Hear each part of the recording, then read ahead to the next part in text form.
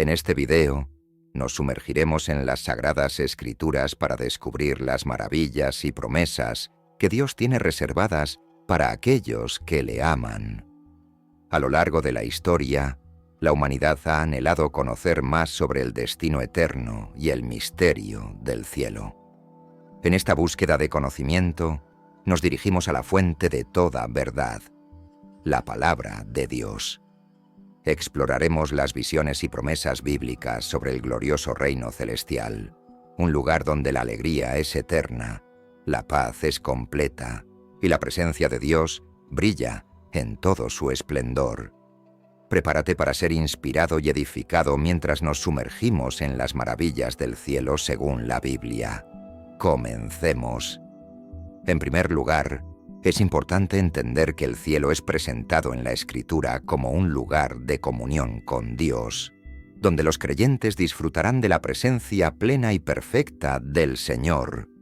En Apocalipsis 21:3 se describe este aspecto diciendo: «He aquí el tabernáculo de Dios con los hombres, y Él morará con ellos, y ellos serán su pueblo, y Dios mismo estará con ellos como su Dios». Este versículo se encuentra al comienzo del capítulo 21 de Apocalipsis, que describe la visión de Juan sobre el nuevo cielo y la nueva tierra, así como la nueva Jerusalén descendiendo del cielo. En este contexto, Apocalipsis 21:3 nos ofrece una promesa extraordinaria sobre la relación íntima y directa que Dios tendrá con su pueblo en este nuevo reino. La expresión «el tabernáculo de Dios con los hombres» simboliza la presencia divina entre la humanidad. En el Antiguo Testamento, el tabernáculo era el lugar donde Dios moraba entre su pueblo elegido, Israel. Ahora, en el nuevo reino, esta presencia será aún más plena y completa, ya que Dios morará con todos los redimidos. La frase «Él morará con ellos» subraya la promesa de Dios de estar presente entre su pueblo. No será una presencia distante o esporádica, sino una morada permanente y cercana. Esta es una manifestación de la comunión íntima que Dios anhela tener con su creación. Por último, cuando dice «ellos serán su pueblo», y Dios mismo estará con ellos como su Dios, se resalta la relación de pacto entre Dios y su pueblo. Dios afirma que ellos serán su pueblo, es decir, su posesión especial y amada, y Él será su Dios, su protector, proveedor y soberano. Esta es una afirmación de la relación personal y comprometida que Dios desea tener con cada uno de sus seguidores. Apocalipsis 21:3 nos ofrece una visión profundamente conmovedora del futuro reino de Dios, donde la presencia divina será la esencia misma de la vida eterna. Esta promesa nos recuerda que la meta final de la redención es la comunión íntima y eterna con nuestro Creador, donde experimentaremos plenamente su amor, su gracia y su gloria para siempre. Apocalipsis 7:15, en la Biblia, Reina Valera 1960, dice: «Por eso están delante del trono de Dios, y le sirven día y noche en su templo, y el que está sentado sobre el trono extenderá su tabernáculo sobre ellos». Dentro de este contexto, el trabajo en el cielo se entiende más como un servicio a Dios y a su reino que como una labor mundana. En el libro de Apocalipsis se nos ofrece una visión del cielo donde los redimidos están delante del trono de Dios, sirviéndole día y noche. Esta idea sugiere que el trabajo en el cielo consistirá en actividades que glorifiquen a Dios y cumplan con su voluntad perfecta. Más allá de la noción mundana de empleo o labor, y en lugar de concebirlo como una actividad meramente productiva o de subsistencia, se entiende como un servicio devocional y glorificador hacia Dios y su reino. Esta imagen simbólica ilustra un estado de comunión y adoración continua, donde aquellos que han sido redimidos por la gracia de Dios participan activamente en la alabanza y el servicio divinos. El trabajo en el cielo, por lo tanto, se comprende como una actividad que trasciende los límites terrenales y se centra en la adoración y la glorificación de Dios. Se trata de una labor que refleja la perfecta voluntad de Dios y contribuye a su plan eterno de redención y restauración. En esta visión celestial, el concepto de trabajo adquiere una dimensión espiritual y eterna, donde las actividades realizadas están imbuidas de significado y propósito divino.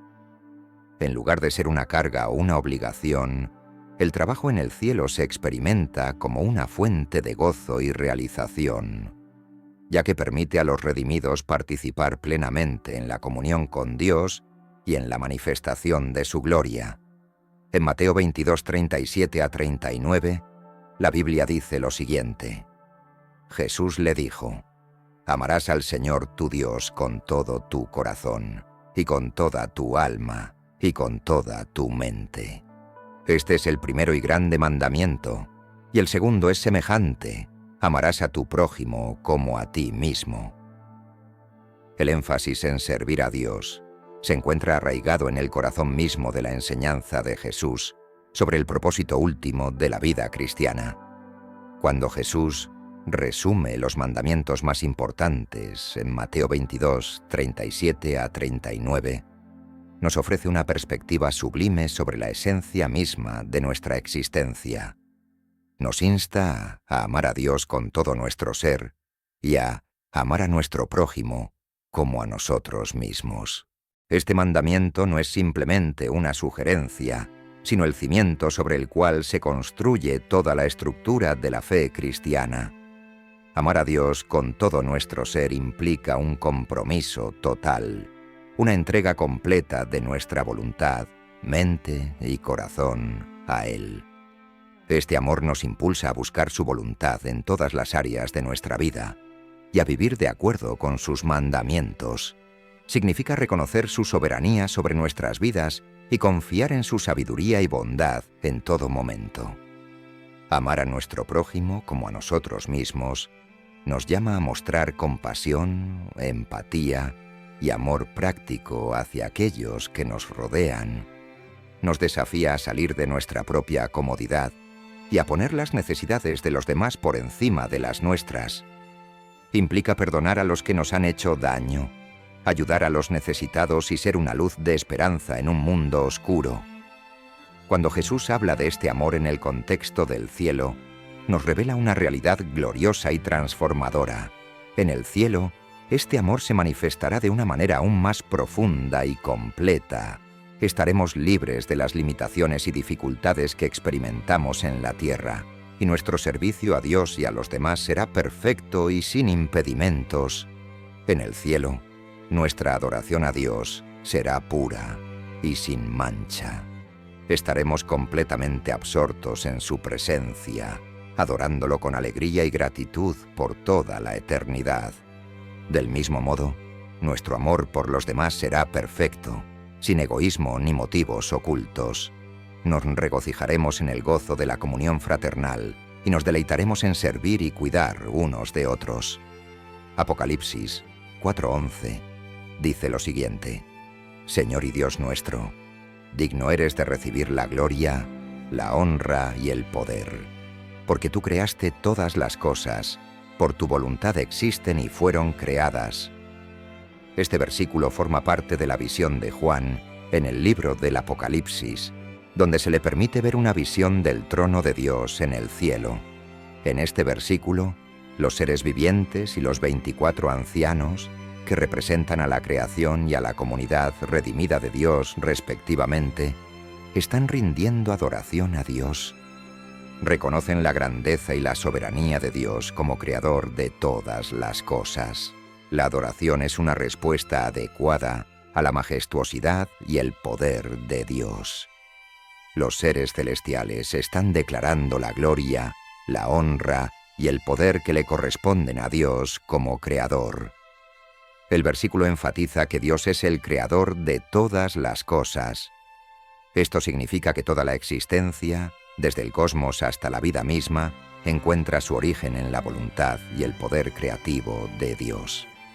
Nada existe fuera del dominio de Dios o independientemente de Él. Este reconocimiento es fundamental en la teología bíblica y establece la soberanía y el control de Dios sobre su creación. El versículo también señala que todas las cosas existen y fueron creadas por la voluntad de Dios. Esto subraya que la creación no es simplemente un accidente o un producto del azar, sino que es el resultado de la deliberada elección y acción de Dios. Todo lo que existe, desde los seres celestiales hasta el más pequeño átomo, tiene su origen en la voluntad de Dios y está sujeto a su soberanía. El cielo es un estado de existencia perfecta y gloriosa en la presencia de Dios, donde se alcanza plena sabiduría y conocimiento. En el cielo, los creyentes experimentarán una comprensión completa y una sabiduría que trasciende los límites de la comprensión humana terrenal. Esto significa que todas las preguntas, dudas y confusiones serán aclaradas por la visión directa de la verdad divina. Los misterios de la fe y las incógnitas de la existencia se desvanecerán en la luz de la presencia de Dios. En el cielo, la percepción y la perspectiva de los creyentes estarán completamente transformadas. Las preocupaciones terrenales y las limitaciones humanas ya no afectarán la comprensión y el discernimiento. Los creyentes verán la realidad desde la perspectiva eterna y divina, lo que cambiará fundamentalmente su comprensión de sí mismos, de Dios y del universo en su conjunto. En el cielo, los creyentes estarán unidos en una comprensión común y armoniosa de la verdad divina. Las divisiones y disputas terrenales desaparecerán ante la plenitud de la revelación divina, y los creyentes experimentarán una comunión perfecta en el conocimiento y la sabiduría. Esto conducirá a una profunda unidad espiritual y a la eliminación de cualquier barrera que haya existido entre las personas en la tierra. La perspectiva en el cielo estará enraizada en la visión directa y la experiencia de la gloria de Dios. Los creyentes experimentarán la plenitud del amor y la verdad de Dios de una manera que supera cualquier conocimiento terrenal. Esta visión de la gloria de Dios será la fuente última de toda comprensión y sabiduría en el cielo. 1 Corintios 13:12 dice lo siguiente: Ahora vemos de manera confusa, como en un espejo, pero entonces veremos cara a cara. Ahora conozco de manera imperfecta, pero entonces conoceré tal y como he sido conocido. El versículo 1 a los Corintios 13:12 ofrece una perspectiva profunda sobre la naturaleza de nuestro conocimiento y percepción en comparación con la plenitud que esperamos experimentar en la presencia de Dios. En este versículo, el apóstol Pablo utiliza la analogía del espejo para ilustrar la limitación de nuestro entendimiento y visión en la vida presente. Cuando Pablo dice, ahora vemos de manera confusa, como en un espejo, está sugiriendo que nuestra comprensión de la realidad es incompleta y limitada. En la antigüedad, los espejos no eran tan claros ni nítidos como los que conocemos hoy. Podían distorsionar la imagen y no proporcionaban una visión completa de la realidad. De manera similar, en nuestra vida terrenal, nuestra percepción de la verdad es imperfecta y está limitada por nuestra humanidad y nuestras finitudes. Sin embargo, el versículo continúa con la esperanza de una comprensión más completa y clara en el futuro. Pero entonces veremos cara a cara. Aquí Pablo apunta hacia la realidad futura de la vida eterna en la presencia de Dios, donde nuestra percepción será perfecta y directa. Experimentaremos una percepción completa y directa de la verdad divina. Esta visión cara a cara sugiere una intimidad y cercanía con Dios que trasciende nuestras limitaciones terrenales, permitiéndonos ver la realidad con una claridad perfecta. El versículo también aborda el tema del conocimiento. Ahora conozco de manera imperfecta, pero entonces conoceré tal y como he sido conocido. Aquí, Pablo reconoce que nuestro conocimiento actual es limitado y parcial, pero anticipa una comprensión completa y profunda en la vida futura. Esta comprensión plena reflejará el conocimiento íntimo y profundo que Dios tiene de nosotros. En ese momento, estaremos completamente comprendidos y también entenderemos plenamente, sin la confusión y las limitaciones que experimentamos en la vida presente. 1 Juan 3:2 relata lo siguiente: Queridos hermanos, ahora somos hijos de Dios, pero aún no se ha manifestado lo que habremos de ser. Sabemos, sin embargo, que cuando Cristo venga, seremos semejantes a Él, porque lo veremos tal como Él es. Este versículo comienza con una expresión de cercanía y afecto hacia los destinatarios de la carta, identificándolos como queridos hermanos. Esta frase denota un sentido de comunidad y fraternidad en la fe entre los creyentes.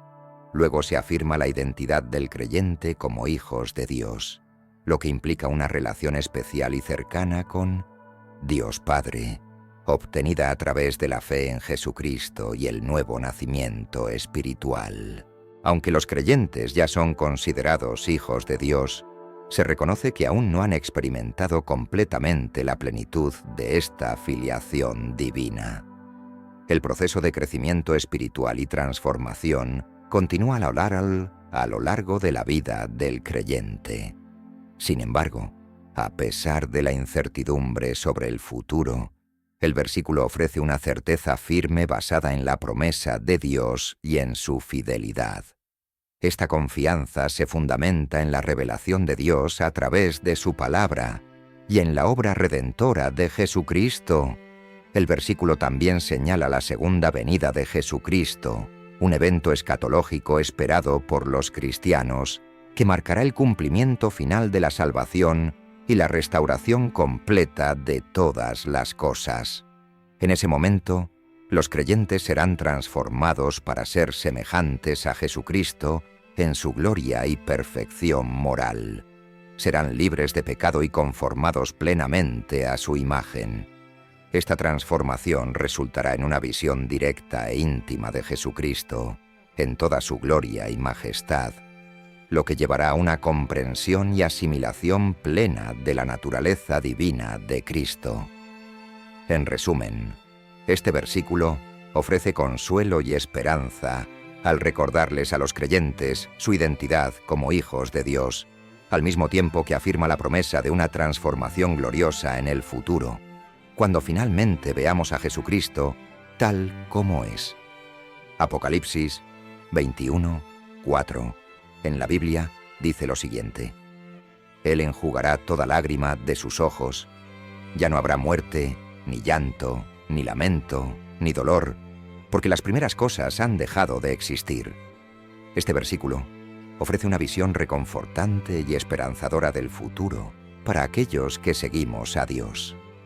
Se encuentra en el contexto de la visión del apóstol Juan sobre el nuevo cielo y la nueva tierra, presentada en el libro del Apocalipsis como el fin de los tiempos y el cumplimiento final del plan divino de redención. El significado ampliado de este versículo se puede entender de la siguiente manera: Dios mismo se encargará de consolar a su pueblo y de eliminar todas las causas de tristeza y angustia. La muerte, que es una realidad inevitable en la vida terrenal, será completamente erradicada en el nuevo cielo y la nueva tierra prometidos por Dios. La muerte ya no tendrá poder sobre aquellos que pertenecen a Él, y la vida será eterna y abundante. Las expresiones "no habrá llanto, ni lamento, ni dolor" abarcan todas las formas de sufrimiento humano, ya sea físico, emocional o espiritual.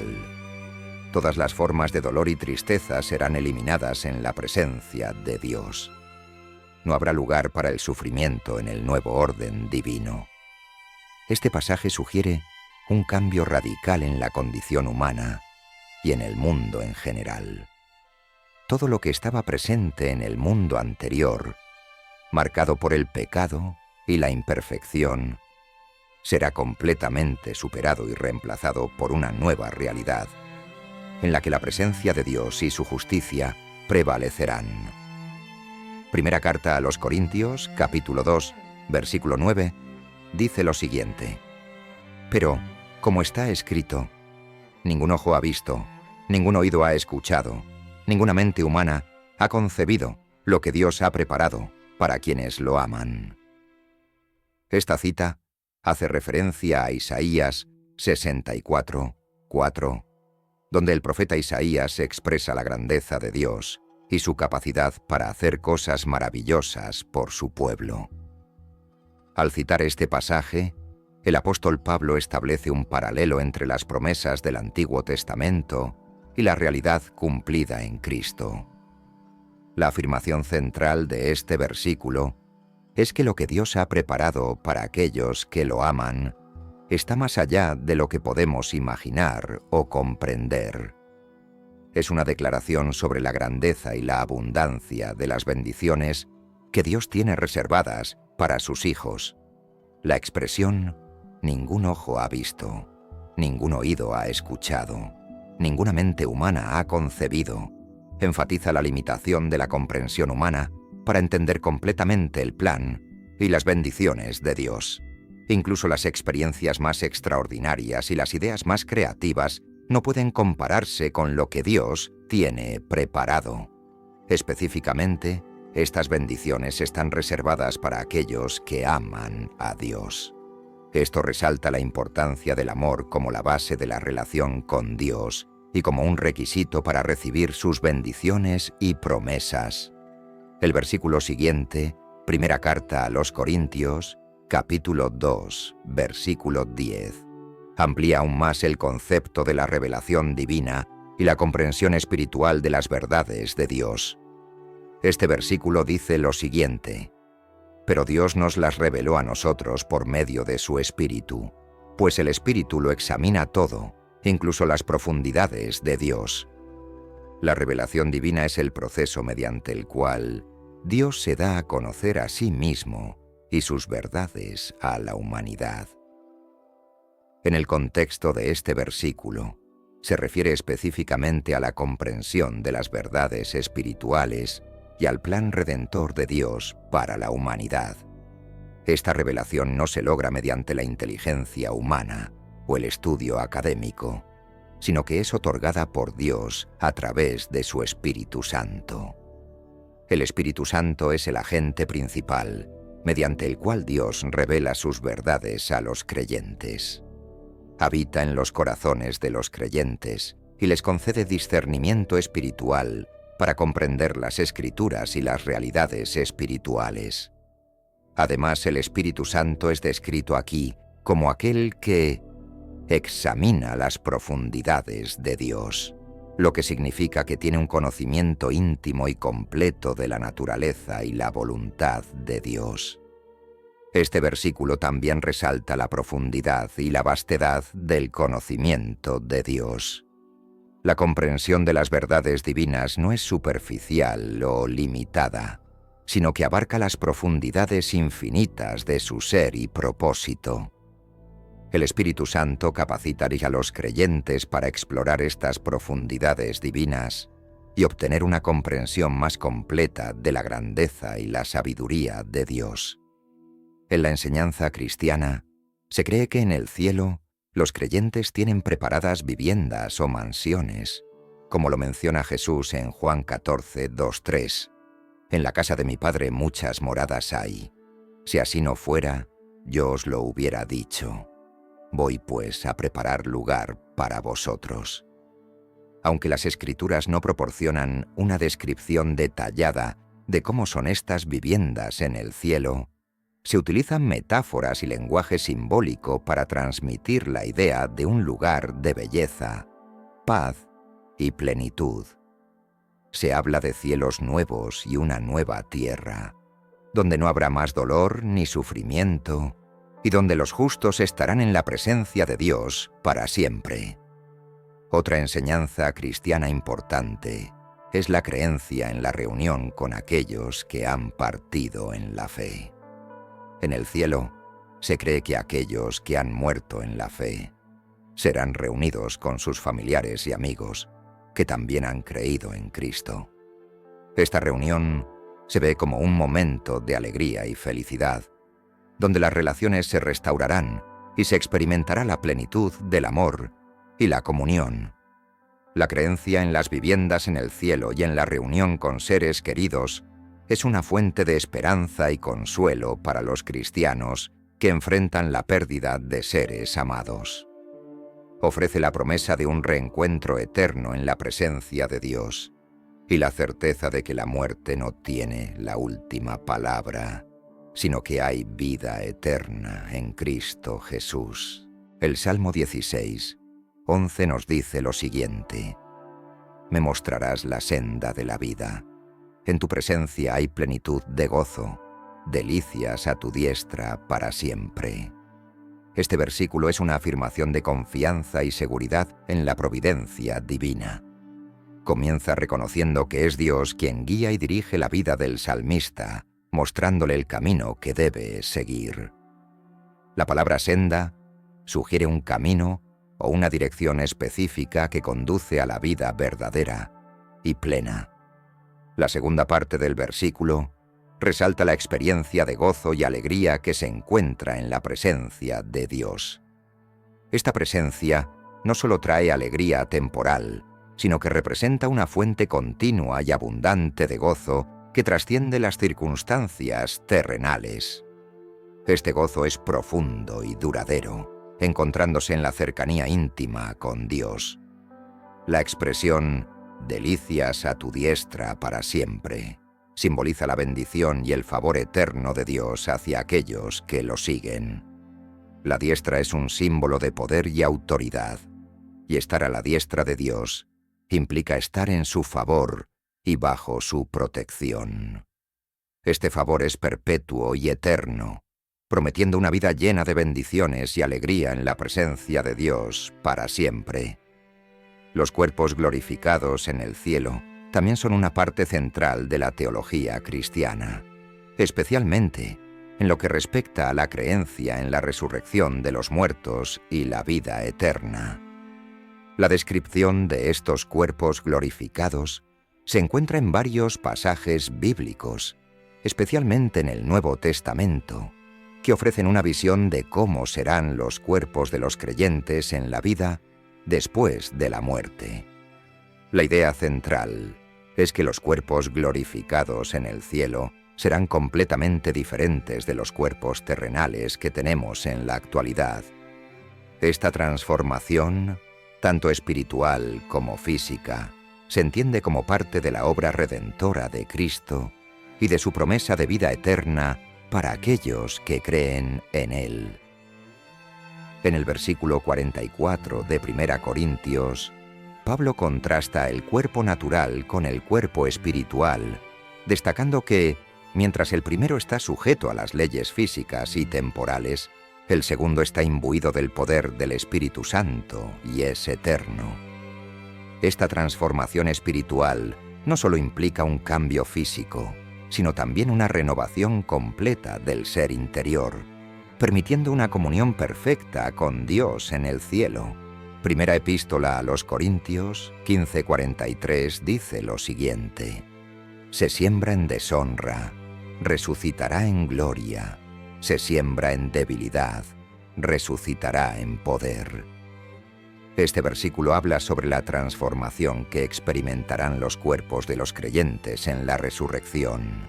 Se compara la condición en la que se coloca un cuerpo al morir con la condición en la que resucitará. Mientras que en la siembra hay deshonra y debilidad, en la resurrección habrá gloria y poder. Esto sugiere que los cuerpos resucitados serán glorificados y dotados de una fuerza sobrenatural, libres de las limitaciones y debilidades asociadas con la existencia terrenal. Es parte del mensaje de esperanza cristiana, en la victoria sobre la muerte y la promesa de una vida eterna en la presencia de Dios.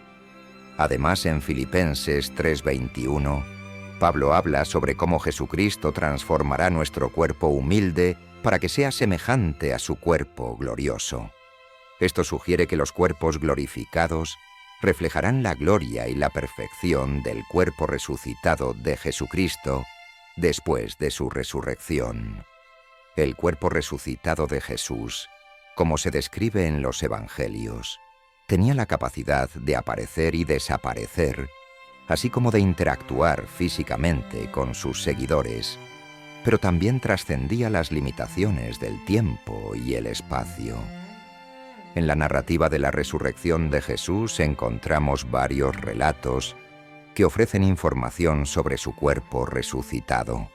Por ejemplo, en Lucas 24, 36 a 43, Jesús aparece a sus discípulos después de su resurrección y les muestra sus manos y pies, que todavía tienen las marcas de los clavos. Además, come con ellos para demostrar que no es un espíritu, sino que tiene un cuerpo físico, real. En Juan 20, 19, 29, Jesús aparece a los discípulos en una habitación cerrada y les muestra sus manos y su costado herido. Estas marcas son evidencia tangible de su crucifixión y resurrección, y sirven como prueba de su identidad y autoridad divina. Al mostrar sus manos, Jesús les recuerda a sus discípulos el precio que pagó por la redención de la humanidad y el poder transformador de su sacrificio en la cruz. La herida en su costado, causada por la lanzada del soldado romano durante la crucifixión, también tiene un simbolismo importante. Representa el amor sacrificial de Jesús y su disposición a entregar su vida por la salvación del mundo. Además, en un nivel más profundo, esta herida se relaciona con la figura de Adán en el relato de la creación en el Génesis, donde Dios crea a Eva a partir de la costilla de Adán. Así, la herida en el costado de Jesús simboliza la nueva creación y el nacimiento de la Iglesia como el cuerpo de Cristo. El encuentro de Jesús con Tomás, quien inicialmente duda de la resurrección, también es una parte importante de este pasaje. Jesús invita a Tomás a tocar sus manos y su costado para que pueda creer. Esta interacción subraya la importancia de la fe en la obra redentora de Jesús, así como la naturaleza misericordiosa y compasiva del Señor hacia aquellos que luchan con la duda. La respuesta de Tomás al reconocer a Jesús como Señor mío y Dios mío es un punto culminante en el relato y una confesión de fe que resuena a lo largo de la historia cristiana. Estos relatos sugieren que los cuerpos glorificados en el cielo serán reales y tangibles, pero también estarán libres de las limitaciones físicas y terrenales. Serán cuerpos incorruptibles, inmortales y llenos de gloria, que reflejarán la plenitud de la vida y la presencia de Dios en el cielo. En pocas palabras, los cuerpos glorificados en el cielo son una parte integral de la esperanza cristiana en la vida después de la muerte. Estos cuerpos serán transformados para reflejar la gloria y la perfección de Cristo resucitado, y estarán libres de las limitaciones y debilidades de nuestros cuerpos terrenales actuales. Serán cuerpos reales y tangibles, pero también trascenderán las dimensiones físicas y terrenales, permitiendo a los creyentes experimentar la plenitud de la vida eterna en la presencia de Dios. La nueva tierra y la nueva Jerusalén son conceptos prominentes del libro del Apocalipsis en la Biblia. Estas imágenes poderosas representan la consumación final del plan redentor de Dios y el cumplimiento de sus promesas para aquellos que le siguen. Según las Escrituras, la nueva tierra es un lugar donde Dios establecerá su reino de manera visible y permanente. En Apocalipsis 21, uno se describe como Juan vio un cielo nuevo y una tierra nueva, porque el primer cielo y la primera tierra pasaron, y el mar ya no existía más. Esta visión apunta a una renovación completa, y a la restauración del mundo creado por Dios, donde se eliminarán todas las consecuencias del pecado y la maldición. Uno de los aspectos más destacados de la nueva tierra es la presencia continua y visible de Dios entre su pueblo. Apocalipsis 21:3 proclama: «He aquí el tabernáculo de Dios con los hombres, y Él morará con ellos, y ellos serán su pueblo, y Dios mismo estará con ellos como su Dios». Esta comunión íntima con Dios es la culminación de la redención y la fuente de gozo y plenitud eterna. La Nueva Jerusalén es la ciudad celestial descrita en Apocalipsis 21:2 como la santa ciudad, la Nueva Jerusalén, que descendía del cielo de Dios, preparada como una esposa ataviada para su marido. Esta ciudad representa la morada eterna de los redimidos y la manifestación física de la comunión perfecta con Dios. La Nueva Jerusalén es descrita como una ciudad de gran esplendor y belleza, con muros de jaspe, calles de oro puro y cimientos adornados con toda clase de piedras preciosas. Esta descripción simbólica resalta la gloria y la majestad del reino de Dios. Apocalipsis 21:27 dice: «Nunca jamás entrará en ella algo impuro, ni nadie que practique abominaciones y mentiras, sino solamente aquellos cuyos nombres están escritos en el libro de la vida del Cordero». Este versículo se encuentra en el contexto del capítulo 21 de Apocalipsis, que describe la visión de Juan del nuevo cielo y la nueva tierra, así como la nueva Jerusalén, preparada como una novia adornada para su esposo, el Cordero de Dios, Jesucristo. Este versículo resalta la santidad y la pureza del lugar que Dios ha preparado para aquellos que le siguen. A diferencia del mundo actual, marcado por el pecado y la corrupción, en el nuevo cielo y la nueva tierra no habrá lugar para nada impuro. Este lugar será completamente purificado y santificado por la presencia y el poder de Dios. El versículo establece claramente que nada impuro podrá entrar en la Nueva Jerusalén. Esto significa que aquellos que han rechazado a Dios y han persistido en el pecado no tendrán acceso al reino de Dios. Esta exclusión no es un castigo arbitrario de Dios, sino una consecuencia natural de su santidad y justicia. Dios no puede coexistir con el pecado y la impureza. Por lo tanto, aquellos que están contaminados por tales cosas no pueden estar en su presencia. Sin embargo, el versículo también señala que solo aquellos cuyos nombres están escritos en el libro de la vida del Cordero podrán entrar en la Nueva Jerusalén. Esto se refiere a aquellos que han sido redimidos por la sangre de Jesucristo y han aceptado su salvación. Su inclusión en el reino de Dios no se basa en sus propios méritos o acciones, sino en la gracia y el sacrificio de Cristo en la cruz. Jesucristo es mencionado como el Cordero en este versículo, recordando su papel como el sacrificio perfecto que quita el pecado del mundo.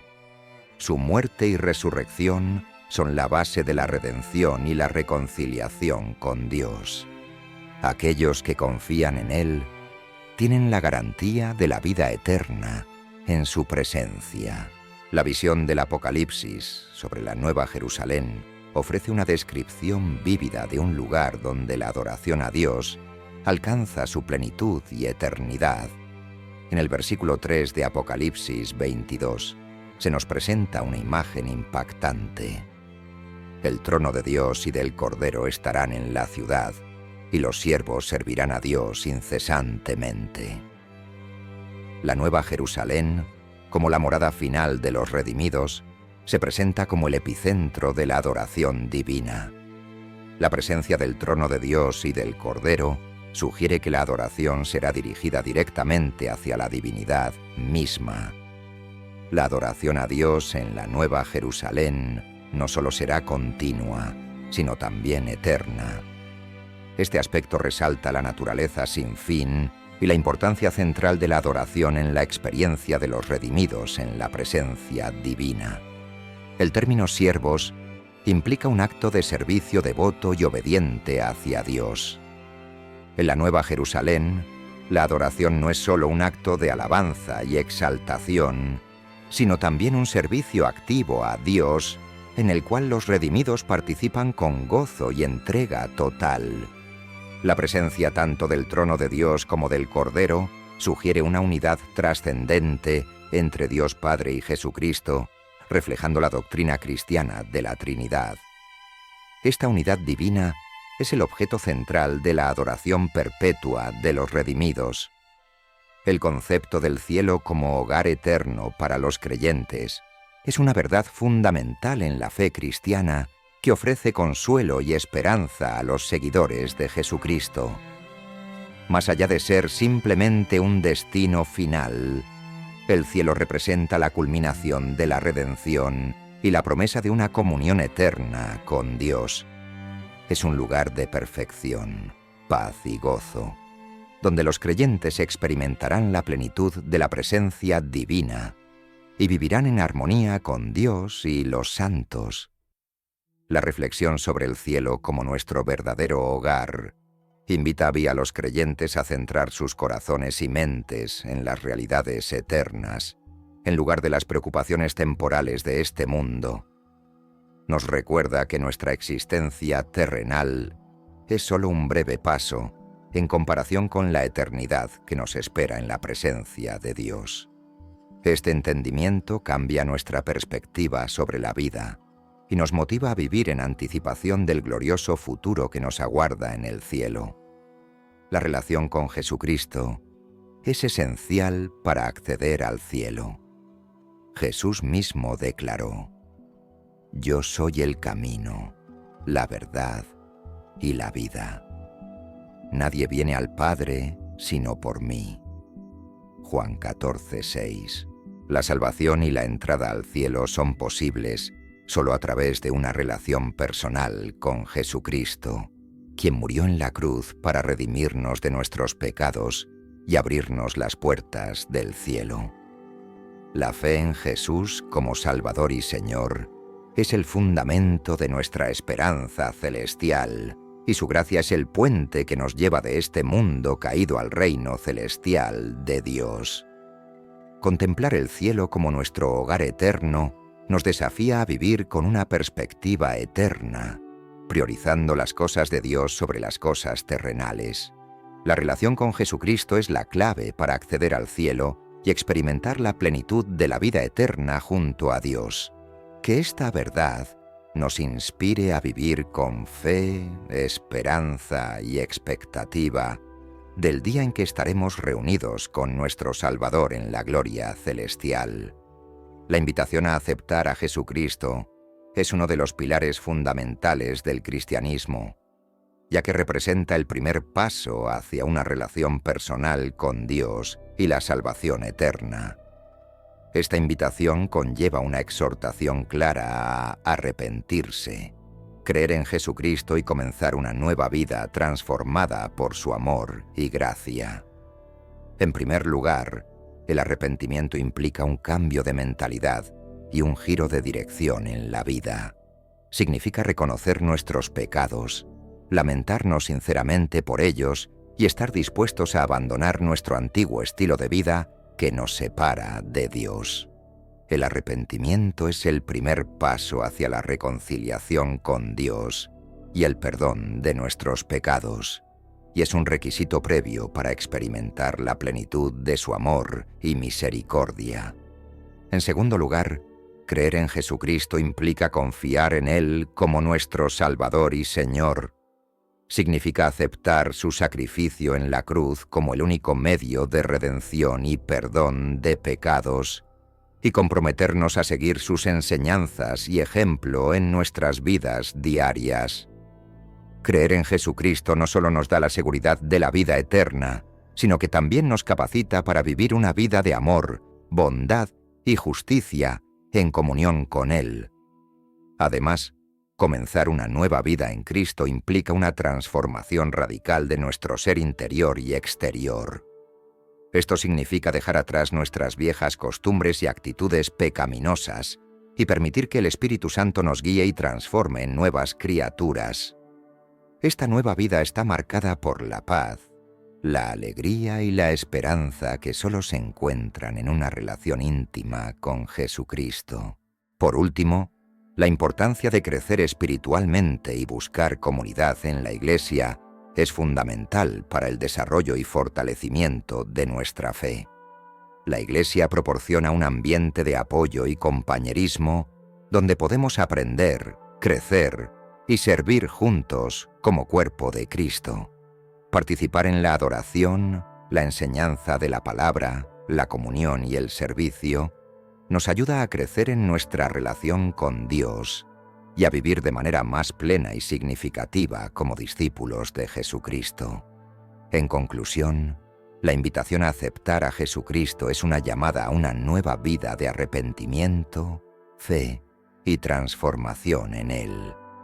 A medida que nos comprometemos a seguir a Jesucristo, experimentamos la plenitud de su amor y gracia y encontramos significado y propósito en una relación viva y activa con Él y con su cuerpo, la Iglesia.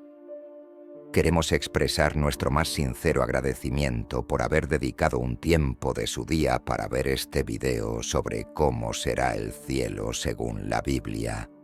Sabemos que el tiempo es un recurso valioso y estamos verdaderamente agradecidos por haber compartido este momento con nosotros. La esperanza de conocer más sobre el cielo, según lo revelado en la palabra de Dios, es algo que nos llena de alegría y expectativa.